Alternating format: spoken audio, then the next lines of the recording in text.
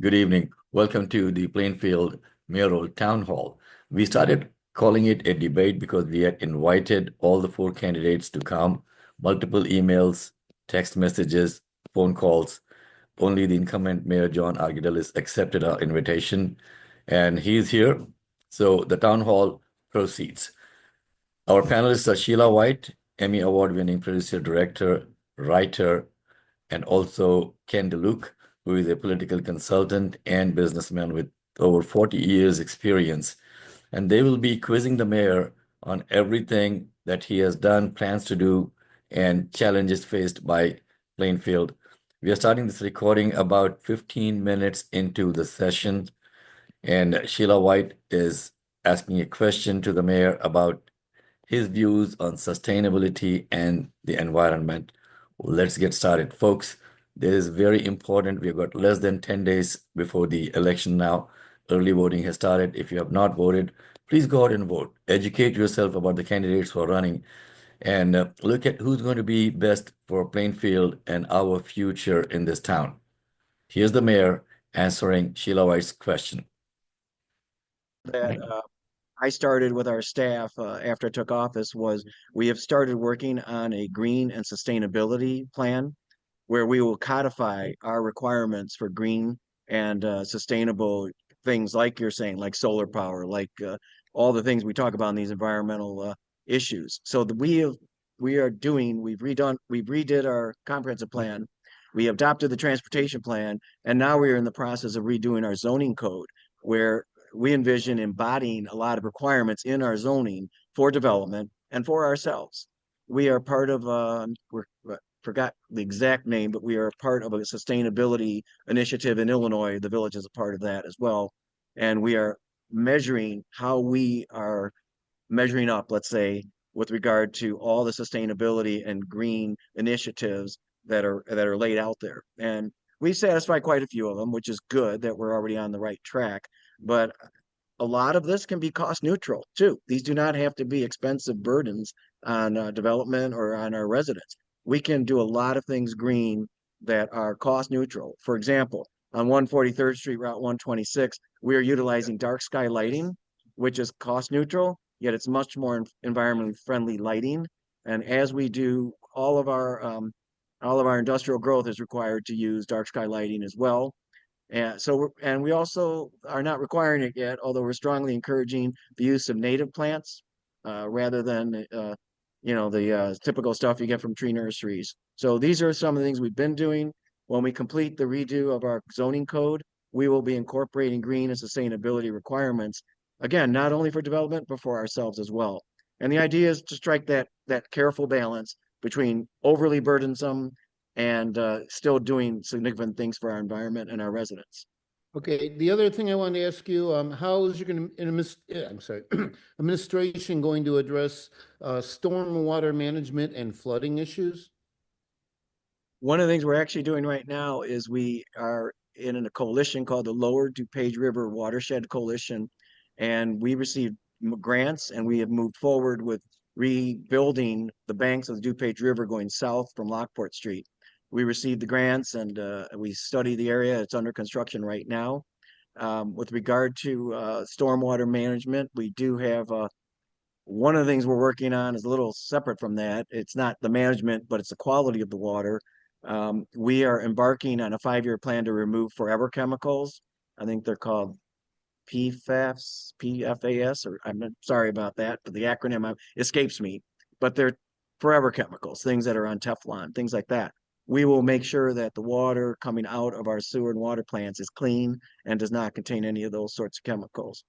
We've not had any major flooding issues. The DuPage River tends to be the main area of concern, and I think we've taken great pains to work on that. And this area south of Lockport Street is an area that's been somewhat neglected. It actually has old stone walls from the electric park days from 100 years ago that were falling apart and falling into the river. And the last added benefit of this redo of the river is we're creating more wildlife habitat, more water life habitat with riffles. And these terms are a little new to me, but we're creating habitat for wildlife in the river to make it a healthier river. Great. Sheila?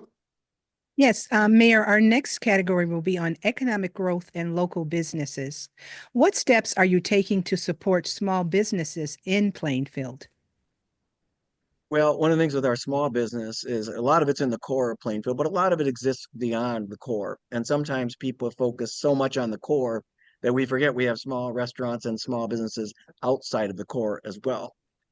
One of the things we're trying to do is make sure that we have adequate parking, especially in the core where there's concerns about parking. And we are also trying to manage our parking here as well. I've had a vision, and this relates just to the core, the old town part. I've had a vision for the last 20 years, I will say, of intensified urban development, get more people living in the core, creates more foot traffic, and that foot traffic will better support our small businesses in the core of town. Personally, I've done a lot of promotion of our businesses on the edges of town. One of the things that many of our small businesses have asked for is video gaming. It's something that everybody's opposed. My opponents have opposed it prior to now, although one of them did vote yes for gaming.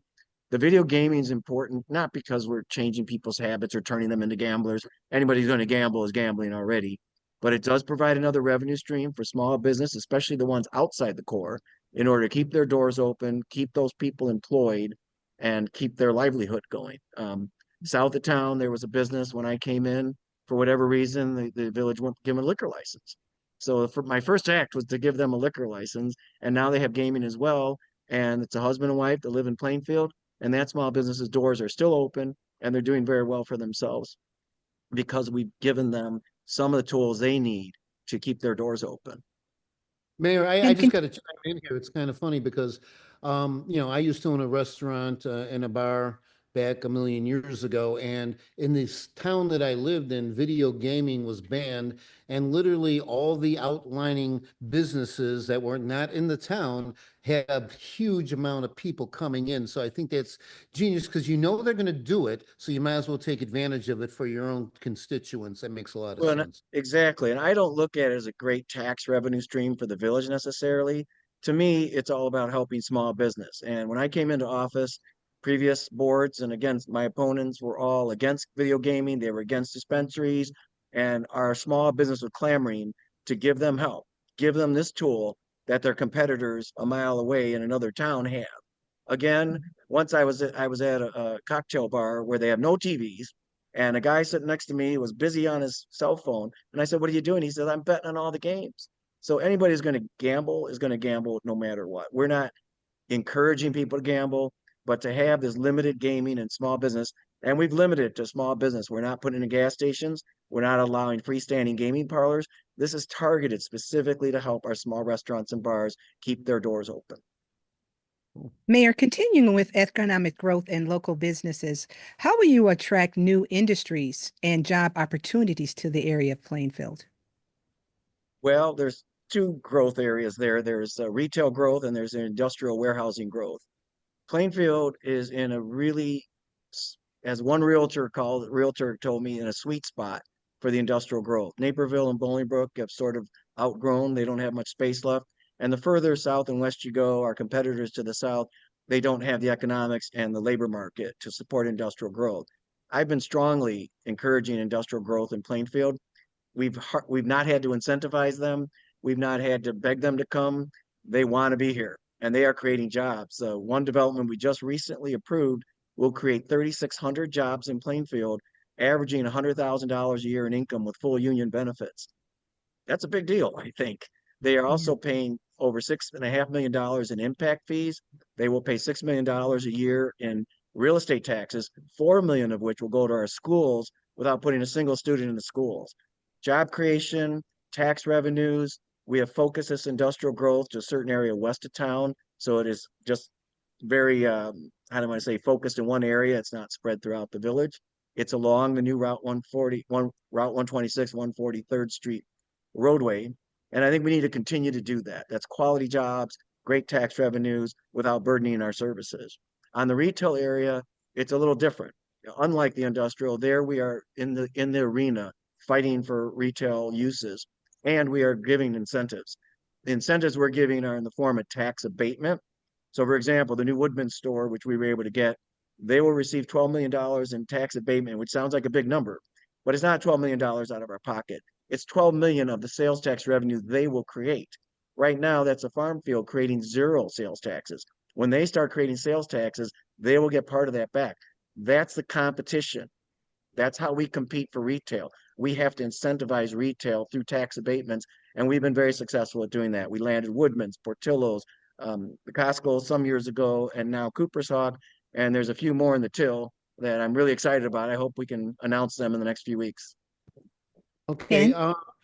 yeah, I want to address education. Now, as you know, on our radio show, we're very political. We do a lot of other eclectic stuff as well, but we take in uh, what's going on in the local and the state and the federal environment right now. And one of the things that I find that's ridiculous is that in education, where when I was growing up, there used to be things called a civics class where people can understand how the government works, okay?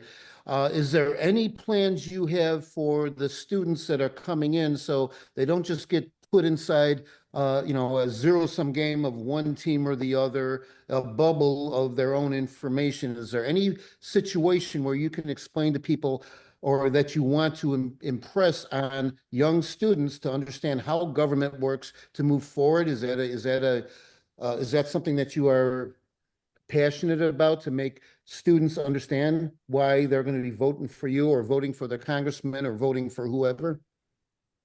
Well, it is. I mean, I think about when I grew up as a kid, we always talked politics around the table. I talked around with my children in the same way, and I think it starts at home. The school district is a separate entity, so we have no direct control over their curriculum or what they do. Supporting the school through the industrial growth and other growth to provide more revenues so they can continue to maintain the quality of education that Plainfield's become accustomed to is important. Personally, I go to the schools a lot. Our police department interacts with the schools a lot. I just was reading to kids the other day. I go to the schools for different events, support the bands and other things, going to their events, and I do speak on civics to the extent I can, but we don't have a lot of control over the curriculum. I do know that we have a great school board and a great leadership in the superintendent. One of the things I started 4 years ago is intergovernment meetings where each taxing body, the school, the park district, the libraries, we all work together and meet regularly, and we share concerns and issues with one another. And that's been, I think, very helpful to understand what's going on in each taxing body's world and how we can help one another and not duplicate services, and also be united in what we're providing to our residents. I strongly agree with what you're saying. I don't know that we have much control as a village board or as a mayor over that curriculum, other than supporting our schools financially and working with them on any issues that come up. Well, speaking of financially, are there any plans to expand the recreational programs for the young people in the schools? Because it seems as if they're trying, people are trying to cut budgets, especially in the school systems, that there's it's a deficit of activity and things that are important for children's growth to move forward. Is there anything that you have in mind to help expand the recreational side of things? Well, again, the school does their thing. We do have a park district separate from the village. So many towns and cities have their park district as part of the village. So that's somewhat out of our control as well. We do have some village parks. We do encourage, when we do approve development, we do encourage the parks that get developed in those. We have some of our own parks where we've created space for the kids. Our park district does a really good job. They have skateboard parks, they have dog parks, they have a lot of different recreation. They've spent a lot of time. And I think, again, it's not really directly under the village's control, but what we can do is expanding the trail systems and certainly working and supporting the schools and the park district as we have. Right now, I've been meeting with Park District. Our trail system in Plainfield consists mostly of the Park District, something of the village, and then something of the Forest Preserve from Will County as well. So I've started meeting with the different leadership of these different organizations so we can be unified on how we're approaching these trail systems, because part of it, you're going to go a quarter mile, it's going to be in Park District area. Then you got a quarter mile of Plainfield Village. Then you have some forest preserve areas. I'm thinking about up north, Book Road and those areas. So it's important to be in that conversation and cooperating so we can work together. That's one of the things we've been doing a lot of with our other taxing bodies. Oh, Sheila? Mayor, the next category is public safety and community well-being. What initiatives are in place to improve public safety in Plainfield? Fortunately, we have a very safe town. We've Yes. consistently rated, as one of the safest communities in the state of Illinois. We have a wonderful police department, a great police chief, and his leadership is instrumental. I know I interact with the police department a lot and talking with officers. Our current police chief came in from the outside, so he was new. You don't know how that's going to work all the time. It worked out fabulously in this case, where he really blended in very well, and all the guys that have been here, the police officers that have been here, are very, very supportive of him. So we have a great team. We have financially supported our police department. They are fully funded, pensions. We make sure that they have all the best equipment, body cameras and things like that. So they're very well equipped. They're paid competitively. We fully fund their pensions. The police department also has a lot of programs to interact with the community, which is good. Our police are in the schools. Our police do lunch with the law programs where you can have lunch with police officers, shop with a cop, where they go shopping with kids. They're very, how do I want to say, they're very involved in interacting with the community, with children, especially with children growing up, and making it where it's a partnership, where you don't feel that the police are separate from the community. They're your partners. They're people you may know on a first name basis. A lot of these programs have been going on for a bit. We also have National Night Out, which is throughout the country that's done, and that's always a big event. And you see a lot of families and kids interacting with the police and fire departments there. So fortunately, we do not have a big issue with crime, but I think a good part of that is because we have an excellent police department that's worked very, very well over the years. And so you are addressing the concerns regarding the youth engagement and crime prevention in Yeah. that with those I think programs. one of the other aspects of crime prevention kind of ties into the sustainability and green. There are a lot of things you can do on how you design buildings and how you place greenery around buildings that are also crime prevention measures. So it kind of it's interesting that it overlaps one another. So when you approve a development and approve a landscape plan, part of that is how is it safer for people? How do you avoid creating an area where, the bad guy could be hiding behind a tree or something? So that's part of that design as well. And it's interesting how it all kind of is interwoven. It's Ken? kind of funny you mention that because many years ago I was in a seminar with a college professor, and in the high crime areas where you have maybe a housing development with normal, 5, 6, 10 buildings, where the buildings were where they did the environmental thing, where they planted trees and greenery, there was very significant statistical drops in crime because people need to have that available. So I like what you just said there. So getting back, okay, this is like the last thing we want to talk about, the civic engagement and transparency. How will you ensure transparency and improved communication with your residents?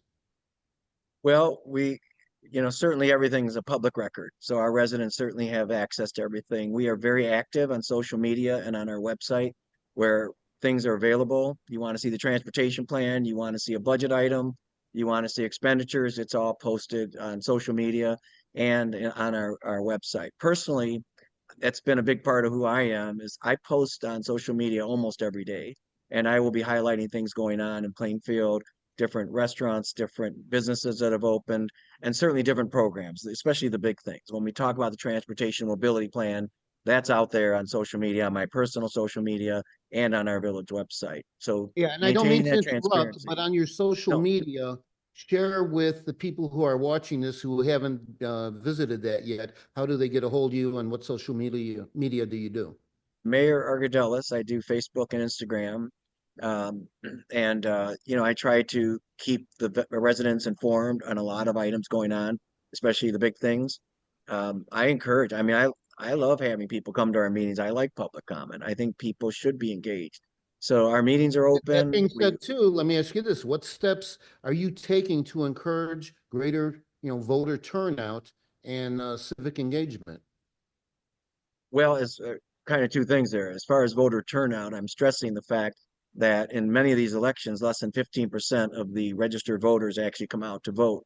And your local elections impact you much more directly than what's going on in Washington. So we've been working hard to encourage people to come out and vote. We do have open houses a lot when we have big projects. For example, I mentioned earlier, we're going to start replacing the lead water pipes to the south side of Lockport Street. We will have at least 2 open houses where we invite the residents in. We have the engineers there, we have staff there, we have maps, everything, and we can ask and answer questions. We debated many times how wide sidewalks should be.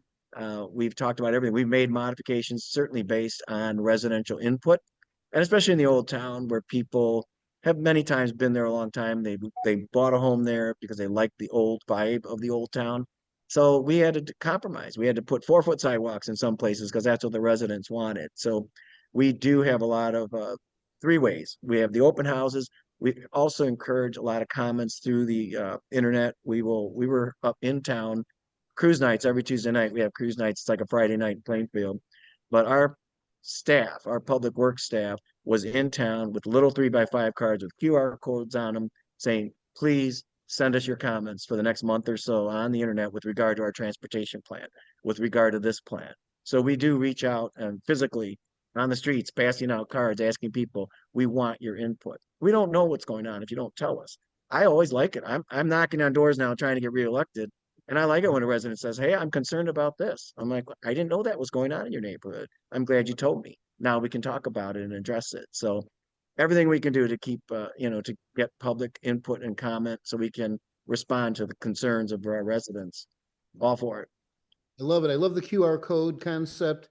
I mean, that's where the whole technology is going, and that just makes a ton of sense. So I applaud you on those efforts. That's great.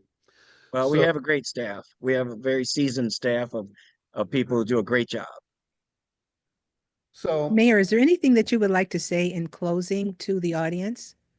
Well, I think one of the things that it's been a big part, it's a third pillar, I like to call it, of who I am. I grew up in Plainfield, and it was a small town. It was a 2,900 people. I grew up on a farm here, and it was, small, white, Anglo-Saxon Protestant kind of town, like many towns in Northern Illinois. It was a great town, a lot of great people, but people didn't always feel welcome in Plainfield if you weren't white Anglo-Saxon and Protestant. And I, as a Greek Orthodox American, a little browner skin than some others, I sometimes was made to feel like the other. I didn't fit in. And that's been very important to me is inclusivity. We have 50,000 people. We have people over 12% Hispanic, over 20% non-white. We have Christians and Muslims and Jewish folks. We have people. We have all the diversity you can imagine. And I grew up and I have these warm and strong feelings for Plainfield as my hometown. And I want every kid and every person who lives and grows up here to feel that this is their hometown, to feel included and a part of things. And I don't think that was always the case, was what was going on before me. I think the leadership still kind of looked at that small town and didn't want to really open up to the rest of the community. It's been a big part of the last 4 years for me, and that's something I really want to continue to do. You make 4 years of progress in that regard, it can all go away tomorrow if things change at the top. But if you stay with this kind of leadership that continues to make sure people feel included, I think eventually it becomes a permanent part of your community. I think we need to continue to do that. Then that's something extremely important to me. Everybody should feel this is their hometown. Mayor, I really appreciate you joining us today, and I thank you for being on here where all of your opponents were too afraid to engage on this platform. We are Mohammed, myself, and Sheila. We're on WCPT every Sunday morning from 9 to 10 o'clock. It's 8:20 a.m. And we also are, streaming on all of the social networks and whatnot. We've actually had people from, doctors in the middle of the Gaza Strip while bombs are falling call us in. So please join us on our radio show. And Mayor, once again, thank you so much. And Mohammed, take us out. Thank you, Mayor. Thank you. Nice to have met you both.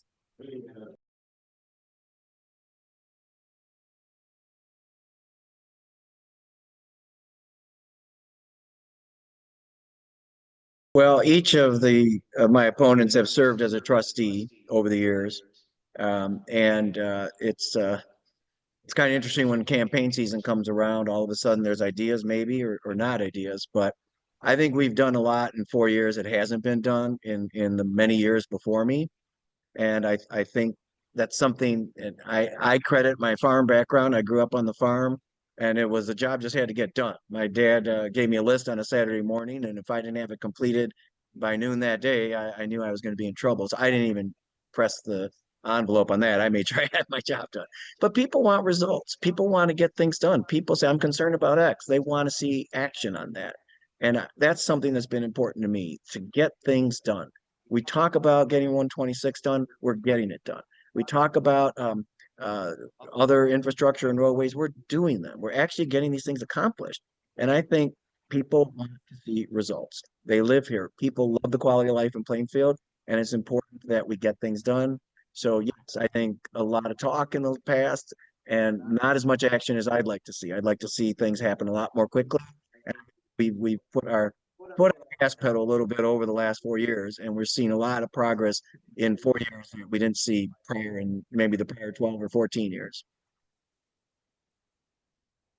Okay, I don't think that we have any more questions that we would like to have asked today. Have you guys got any other questions that you want to ask? Anyone over here? Okay, wonderful. Thank you so much. It's 5:40. Folks, so this has been the lightning strike town hall with Mayor John Argoudelis. We wanted to actually have it as a debate with all four candidates that are running for mayor in Plainfield. And a couple of them declined, and one candidate did not respond back to multiple emails. We sent out multiple emails, phone calls, text messages. So we tried our best to make sure that the citizens of Plainfield get to know who are trying to get into leadership positions over here at the village.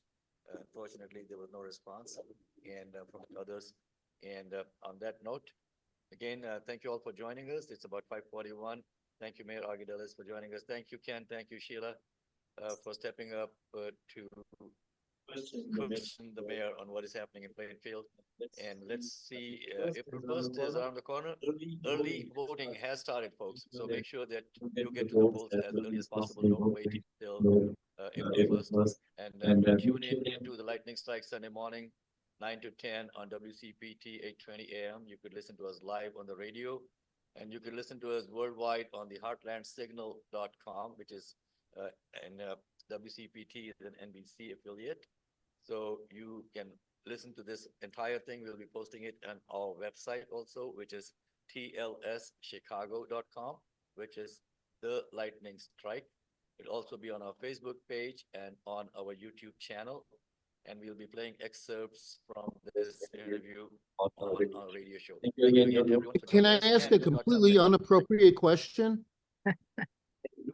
Mayor, if I get pulled over for running a red light in Plainfield, can I tell him I know you? Well, you can tell them that. It's not going to do you any good, though. You know that. There you go. Okay, Ken. But be careful. We'll give you the last word on that note. Again, thank you, folks. Thank you for joining us. We'll be seeing you Sunday morning, or you can be listening to us. You can watch us live on Facebook. The show does go live on Facebook too. Thank you again. Thank you all. Take care.